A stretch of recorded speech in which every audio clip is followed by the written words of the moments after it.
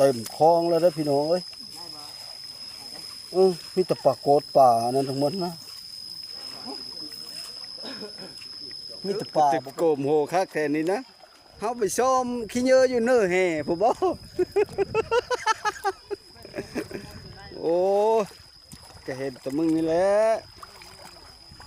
เห็นแต่โตนี่แหละเฮาไปซ้อมขี้เหยอะอยู่เน้อแห่ปลากินหญ้า2ตัวมันก็ได้เลย แม่มันใหญ่นึง 2 ทางติดต่อมนต์ซ้อเสียงผู้ไทย ขอกราบสวัสดีและก็สบายดีพ่อแม่พี่น้องสุขุสุขคนมื้อนี้ค่อยว่าแพงขวัญกามาที่โคจมพี่น้องเนื่องจากเศร้าบ้านกุหินเพิ่นเพราะว่าเพิ่นได้แจ้งการมาว่าอันเพิ่นเป้งนำหรือว่าป้อยนำอ้อแต่โซนรับทานป้อยนำอ้อมาแต่โซนรับทานมากับลูกชายลาพี่น้องไปตึกป่าน้ำกัน ไปลุ้นน้ำกันเลยมันสิได้บ่เลยนะเลยสิมีคนได้แล้วบ่เลยเลยเบิ่งนี่แหละนำกระลงเลยแห้งไว้เถอะเนาะ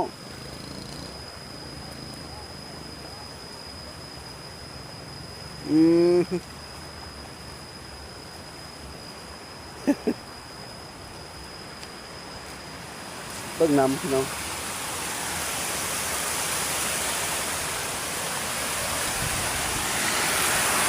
เป็นเรื่องได้บ่บ่ได้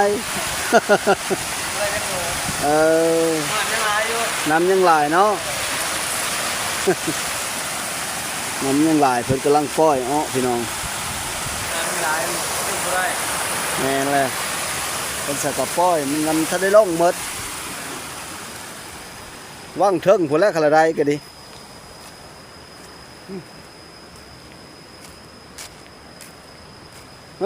มาเลยได้เลย นี่ปลากดบ่ปลากดเนาะนี่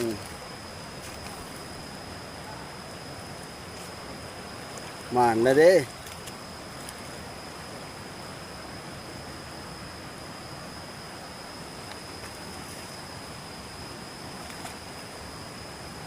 คุณและพี่น้องนำชนรับประทานฝ่ายติดเปิดอยู่บ้านกุฎหินเมืองอาชพรแขวงชนเขตอยู่โคจมนี่นะเพิ่นกำลังป้อยมื้อนี้แล้วก็เลยบ่ประชาชนพากันลงมาตึกผู้เลยเยตึกแห่สายตึกแห่ก็ลงมาพากันลัดเอาปลาพี่น้องเธอมันมาน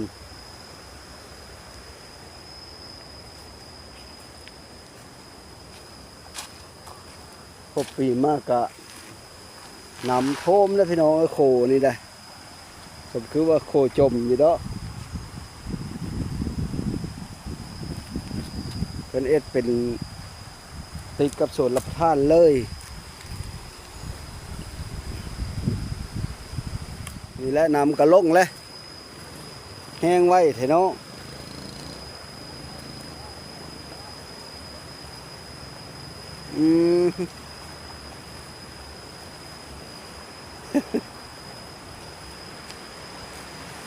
เบิ่งนำพี่น้อง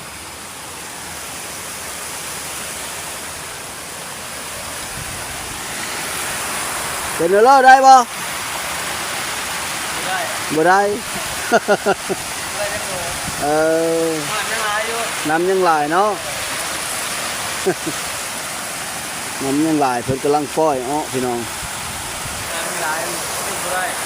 แม่นเลยเพิ่นใส่กระป้อยมันถ้าได้ลงหมดว่างเทิงพุ่นแล้วคละได้ก็ดี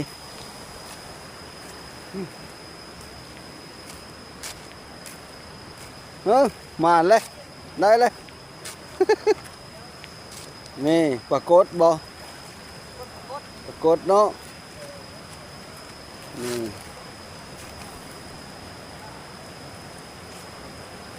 มานเลยเด้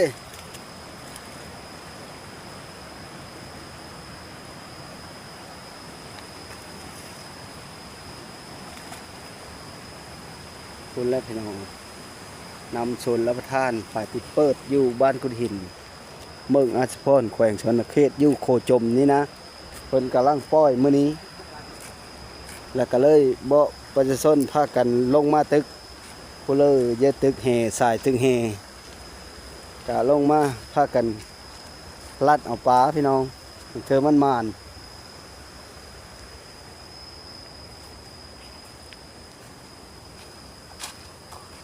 พบปีมากกะนำโทมแล้วพี่น้องโคนี่ได้ผมคือว่าโคจมอยู่เด้อเป็นเอ็ดเป็นติดกับสวนรับท่านเลย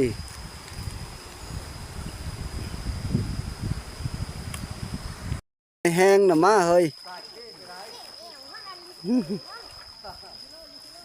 นะผู้ใดผู้ใดอยู่เพิ่นว่าผู้ใด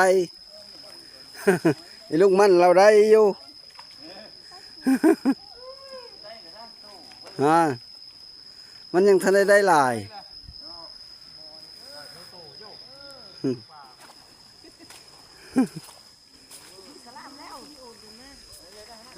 ฮะได้เลย นี่เราได้เรื่อยๆหมู่เพราะว่าบ่ได้ปลากุลามเนาะนี่ลูกมันเราได้เรื่อยๆได้ผู้ปลากุลาม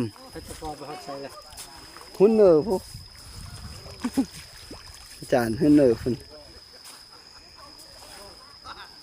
โอ้เฮาจะลุงแล้วก็รู้เนาะป่าในค่ำนะโอ้มันใหญ่เกินมันก็รู้ทั้งหมดเลย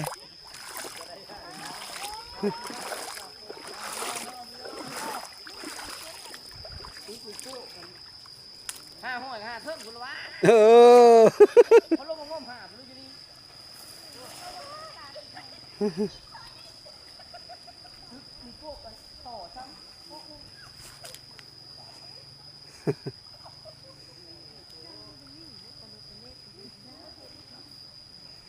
งมแห่บ่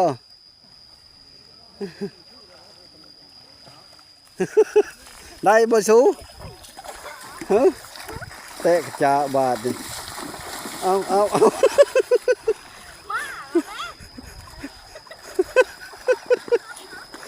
ตั้งยานจุมนี้นะ ผู้เจ้าตึกบุลมือตึกก็ตึกโกมโหคักแค่นี้นะโอ้ย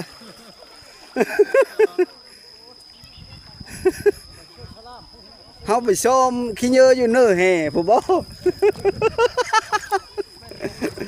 โอ้ก็เห็นแต่มึงนี่แหละเห็นแต่โตนี่แหละเฮาไปซ้อมขี้เหยอะอยู่เน้อแห่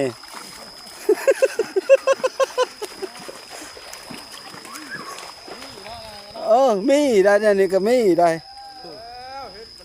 เฮามาเอาอันขี้เหยอะแต่แห่อยู่เน้อแห่ผู้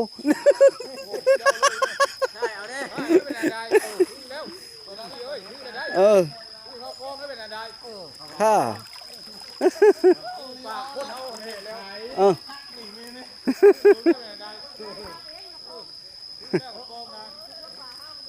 ว่ามีเฮาคนเฮา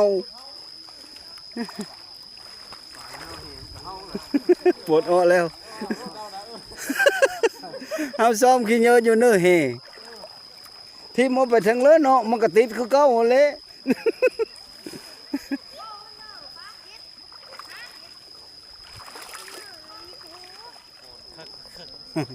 ซุ่มหาเก็บหอยก็มีพี่น้อง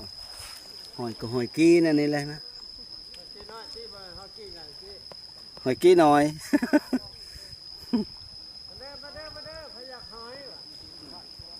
เฮ้ยโอ้น้องไหม้ก็อ้ออะไรพี่น้องเอ้ยอันก่อเขียวชุ่มอยู่หาน้องไหม้ก็ได้จังนั้นเขาก็เว้สิก่อน้องไหม้และไม่ได้ปลากันดิโอ้เอาซ้อมแล้วบ่ ตุงได้แล้วอยู่หลุมผม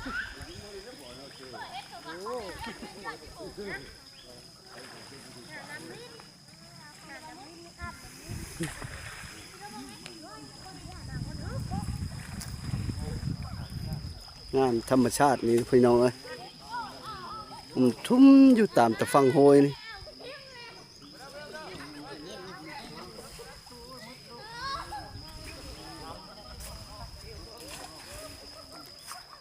เทิงพ่อบ้านมาเลย บ่แม่นผู้ห้องได้นี่แหละเทิง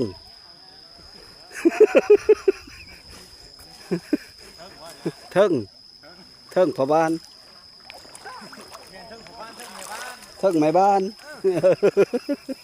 บ่แม่นผู้ห้อง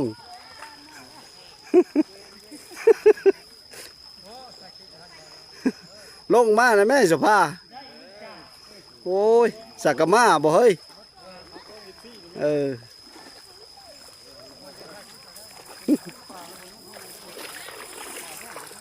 ได้บ่พ่อบ้านแม่น้ำยังลายเป้งแต่เสาผู้บ่ไปยังมันจะซื้อน้ำเข้าเฮ้อแหละนั่นแน่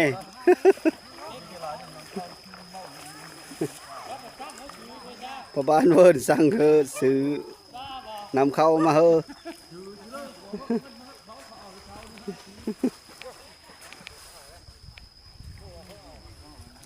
ลงนะแม่สภาลงนะแม่โอ้ยเฝ้ากดเราอยู่หันแหละบาทนี่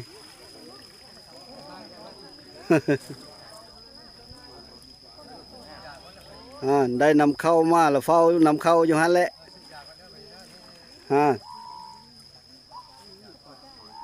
จากคอยเฮาพี่น้องเบิ่งอยู่หลุมพุ่นแหละตอนนี้คอยก็ขึ้นมาถาโคอู้พี่น้องขึ้นมาเบิ่งบรรยากาศแถวเตอร์โคอู้นี่นะเราไปเบิ่งน้ำกันพี่น้องว่าเขาสิได้บ่ป่าสิมีหลายบ่ไปเบิ่งน้ำกันว่างนี้ก็คนหลายเด้อพี่น้องแต่ว่าป่าสิได้หรือบ่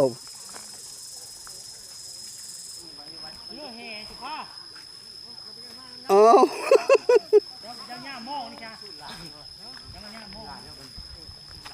คนหลายได้วังนี่แหละได้บ่เฮ้ยต้นบ่ได้บ่เฮ้ยสู้อยู่บ่ป่าใหญ่นะ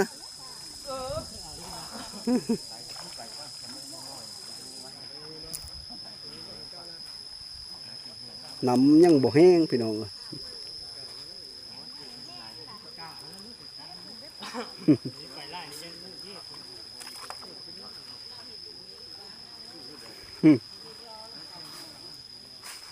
เด้เพิ่งเอาหวานพี่น้องเอ้ยป้าหำบ่เห็นดองเลยน้ำยังหลาย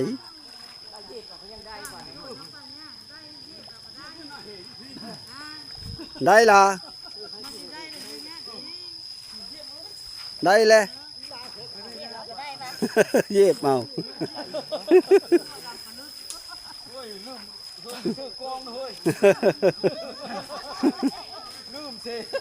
ป่าพี่เลยเฮ้ยบ่ป่าพี่เลยป่าสูดคือบ่จำเอาเฮ้ยอย่ามันได้น้อยปอโตคลองนี่คือหลายแท้ซะปอโตเต็มคลองแล้วเด้อพี่น้องเอ้ยมีแต่ปลาโกดป่านั่นทั้งหมดนะมีแต่ป่าบ่เป็นตะกินทั้งหมดป่าจะเอาเฮาคลองนี่นะพูนะตั้งได้จะเจอหลีนี่เจอเนาะพี่เดียวคลองมึงใหญ่นึงฮะปลากินดินทรายเป็นตะกินได้เอ้ยมันหัด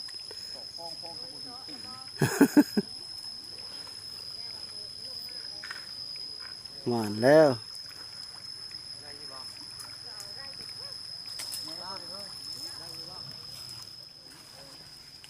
ได้แต่มุรอนก็มันจานสูนี่เนาะจานเส้งสูพี่น้องได้นะเอาหื้นมาอยู่ถือหั่งมันกันว่าแล้วก็บุ้งมันดอนนั้นนะ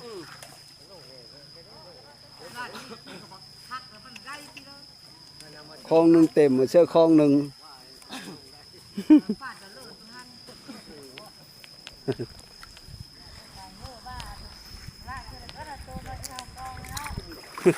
เขาลอยมาดูเฮ้ย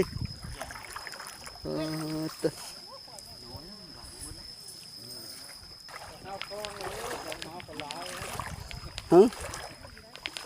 นั่นแล้วซะนี่นะจะลุงบ่ได้บ่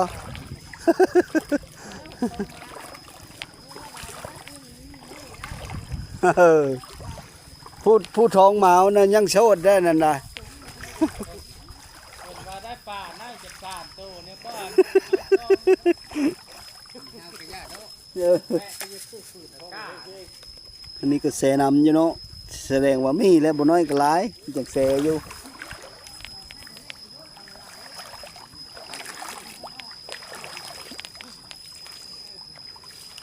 เอามึงดูเส้นหน่อย เส้นไส้บ่ดึกโอ้ย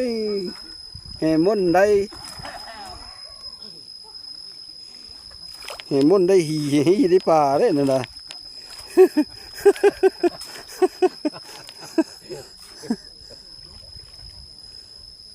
มึงอย่าทึกมนต์เด้ บ่ถือจำหีก็ยังบ่ได้ โอ้ยใส่นี่เนาะหาเก็บหอยบ่เจ้านะ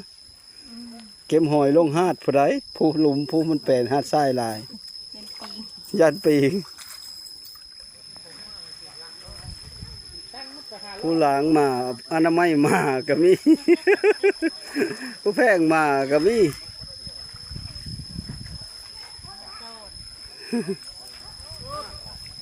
มันก็คุ้นเลยเนาะบ่ย่านนำ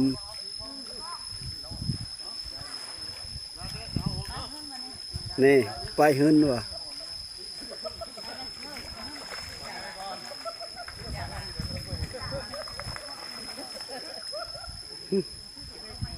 ตลอดเนาะนะเที่ยวเฮาอยู่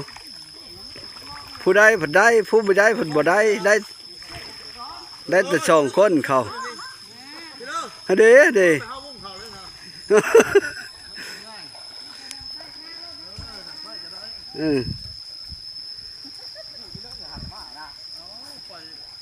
เฮาวงเขาแล้วเขาได้หลายแล้วเอา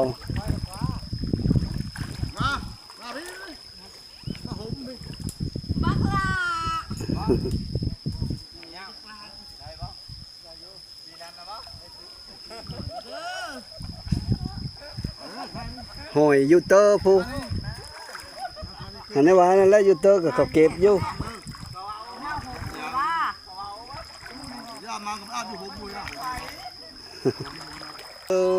มานี่ตั้งมันมักนำมาลีเนาะรถผู้เจ้าตึกจะลุงกับเฝ้าอยู่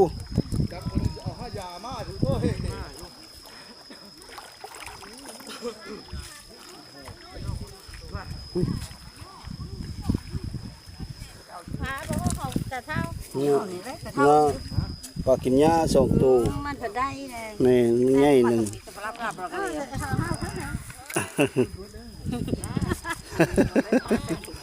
ได้เลยนะเบายกมือพัด นี่เขาถืออยู่เขาได้อยู่ มือไม่ได้เลยได้ก็แต่เช้านี่น่ะแล้วเลย นี่ บ้าไม่ได้ต้องกินชะมอย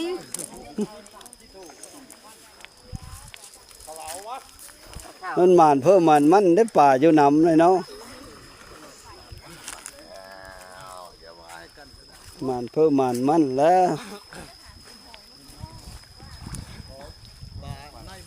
ได้บ่ได้หอยนั่นแหละเนาะป่าได้ตัวหนึ่ง ป่าบ่ใช่อันนี้นะ นี่ เข้าลงดาวไปหา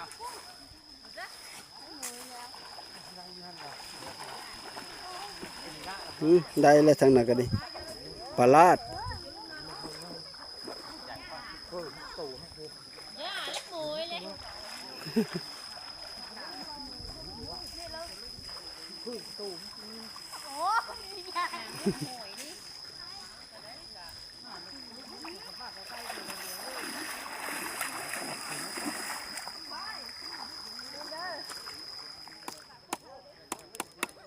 เอาห้าไม้เชื่อพี่น้องเลย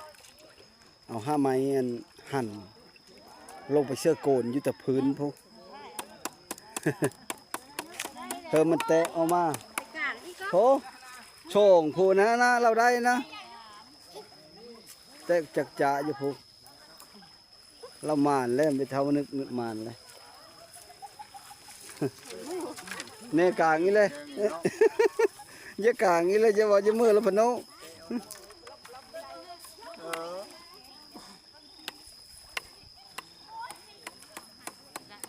ย่อไปย่อมามันยังละทึ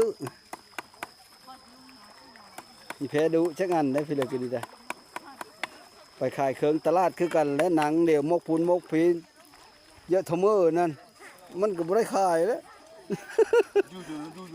อยู่หันหนังอยู่หันเห็นคนมากก็ยิ้มเจ้อเจ้าเฮ้อจังได้ขาย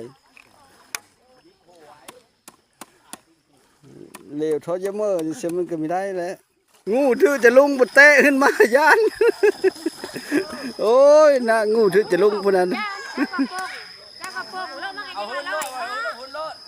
ลงน้ำมันก็มันกระไรไปแล้ว เจ็ดงูถือบาทนี่ ปากกระทึงนี่ ป้าเย็บป่าอันงูไปผัดยันป่าไปบาทนี่ป่ากระทึพ่อป่าเยอะเอาผัดยันงู ป่าฮันหาไปมันรู้งูเลยหุ่นเถิงบุโรด เสร็จบาทนี่ ลูกหลานนี่ลูกหลานพ่อทิมเลยเฮ็ดอยู่เวลายันชื่ออยู่เฮ็ดของเจ้าได้เนาะเป็นตะลึงนี่ลูกหลานพ่อทิมเลยนะ จับห่างวิ่ไปเชี่ยวหันเน่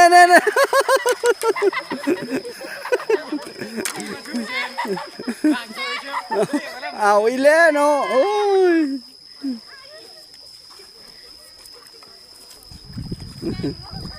วันนี้ก็ค่อยสิพาพี่น้องไปเบิ่งอยู่วัดเทิงพออีกพี่น้องไปเบิ่งน้ำกันเทิงโคอู้ขึ้นไปก็คือภาพมุมสูงจากโคอู้พี่น้อง เห็นพ่อเฒ่า3 คนพากันตึกอยู่หลุมพุ่นได้อยู่บ่นี่ พ่อเฒ่าสิฟ้องแล้วก็พ่อเฒ่ามาพ่อเฒ่าคอยนี่แหละพ่อเฒ่าจันไสพี่น้อง3 คนซุ่มพี่น้องตึกอยู่หลุมพวกก็มีแซ่ๆอยู่พุ่นแล้วพี่น้อง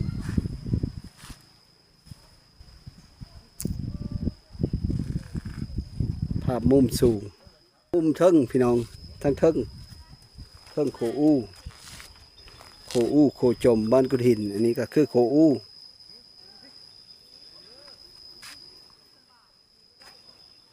พุ่นแซ่ๆอยู่เทิงพวกก็ดีมันเป็นว่างน้องขึ้นไปจนสุดเลยพี่น้องมือแรงมันถือมันข้าเจ้าเสื้อมองเลยได้หลายมือแรง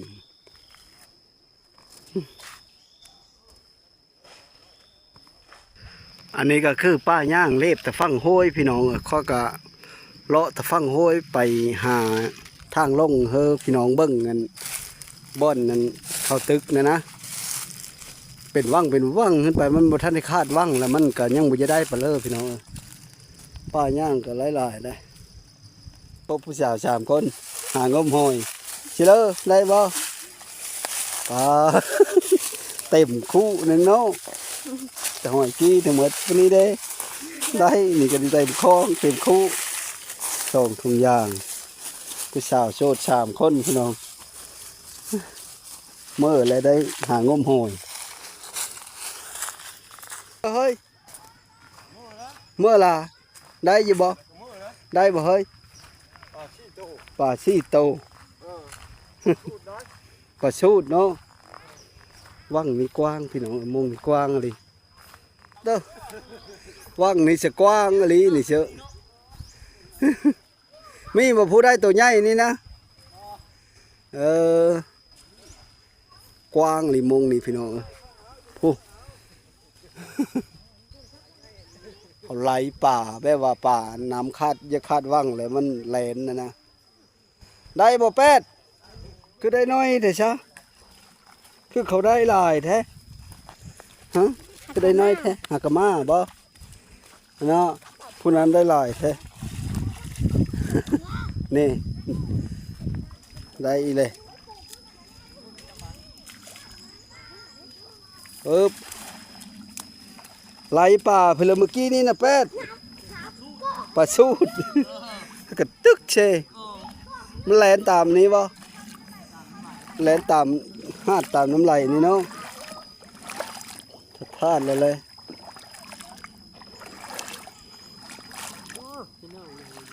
นี่ได้ตะหอยหาเก็บหอยจะได้เลิงลินเลยได้บ่ตัวนะบักเทียนก่อนเป็ดโอ้ป่าใหญ่พอแล้วเนาะพอกินเลยสั่งพอแล้วลูกผู้เดียวหนึง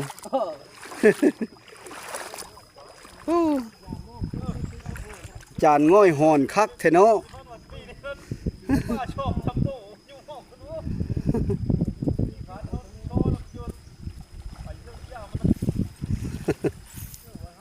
หลายเฮ้ยมันหลายคืออันตอนเขาไปตึกอยู่อันบ้านนาคำใต้นั่นป้าเต้าพิลึกลีนั่นเจ้หอยกี้แล้วพี่น้องนะ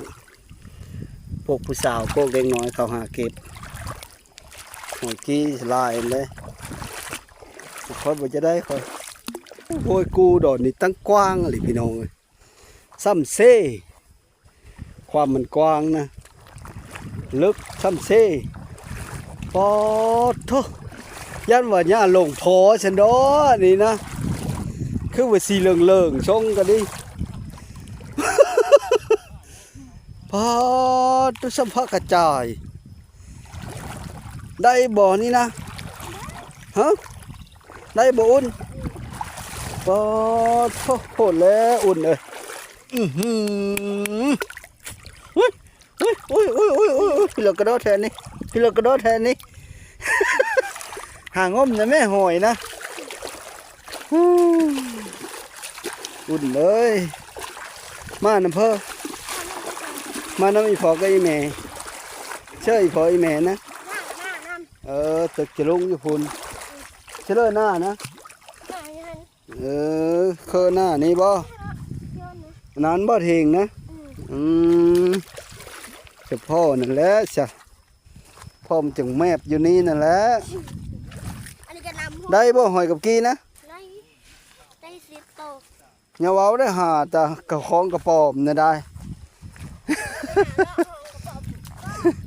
หาตะคองกระปอมเล็กอุ่นนี่ได้ ได้บ่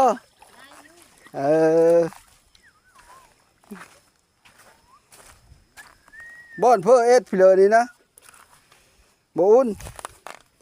บ่อนมึงตะลูดบ่อนี้นะยังบ่ได้ อยู่ทั้งเตอผู้เจ้าเขาเชียงชูสิได้หลายคนได้อยู่เตอเชอ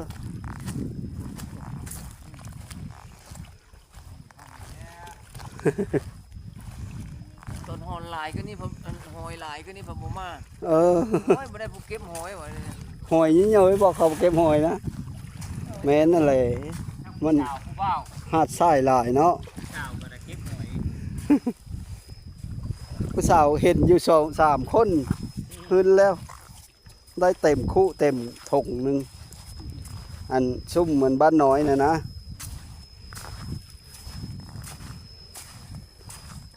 เอากระโตมันละพอนะเชื่อกับมินุงอุ่นเลยมาน้ำพอน้ำแม่ละบาทนี่แม่น้ำอยู่นะฮันตามอยู่ เจอมันสิเจอเขาเป้งคู่มือพอแล้ว ได้พอดีแล้วพอแล้วง่ายบ่ น้ำสักกะแห้งสัตว์วุดวาดอยู่พี่น้องเอ้ยเนาะบนเรายังอันนี้เนี่ยพี่ลึกเลยสัตว์วุดวาดอยู่ป่าอยู่ในนี้นะสลามนี่นะโอ้หากคนเป็นโบราณคือยูเตอร์เป็นคนหลายพากันหือสลามนี่เอาเดี๋ยวนี้แหละนี่ก็พาพี่น้องมาเลาะเบิ้งบ่อนนั่นกระเจ้าโกนป่าหรือว่าตึกเอาป่าเปิดโชลประทานเป้งน้ำไล่น้ำอ้อเพราะว่า ใกล้สิฮอดฤดูฝนแล้วนะพี่น้องก็เลยเป้งอ้อคันเฮาบ่เป้งช่วงนี้ก็น้ำมาหลายก็สิลงไปเป้งหญ้านะย่ามันยืงมันอึ่งหึนก็ครบปีมากก็พากันเป้งฮอดยามนี้มาแล้วก็ดิก็มาฮอดนี้ก็สุดท้ายก็ขอขอบอกขอบใจนำพ่อแม่พี่น้องที่เฮามาติดตามรับชม